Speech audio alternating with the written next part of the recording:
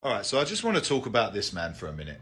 Now, I don't live in the US, I actually live in Canada, but I pay attention to what's happening in US politics because I understand that what happens in the US has a direct impact on Western countries and Western politics. Whether you like it or not, that's the truth.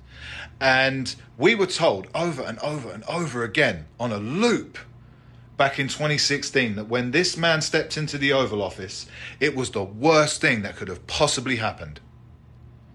We were told he was going to destroy the economy and make life unbearable for everyone.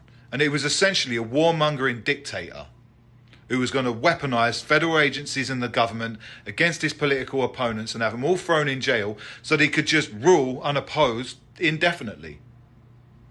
Fast forward 4 years and none of those things materialized. In fact, when he left office in January of 2021, the US economy was coming back booming after COVID-19. The country was energy independent. He was securing their border. He was bringing peace to the Middle East with the Abraham Accords. And when he went to North Korea, everyone was screaming that there was going to be a war. And he came back with peace. There wasn't one new war under Trump's administration.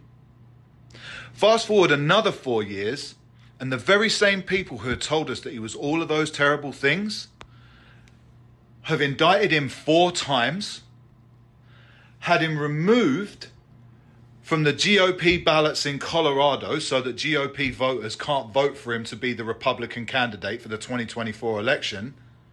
And then just yesterday, they did the same thing in Maine and had him removed from the GOP ballots for the primaries there too.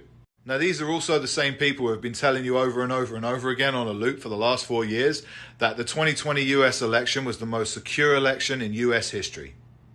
No funny business here. Donald Trump's just perpetuating the big lie because he's a sore loser.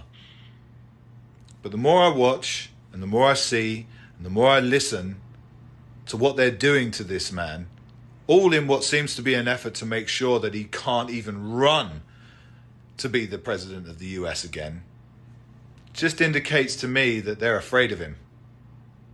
You got to ask yourself why, considering that none of the things they told us about him in the past were true. Might be something worth thinking about.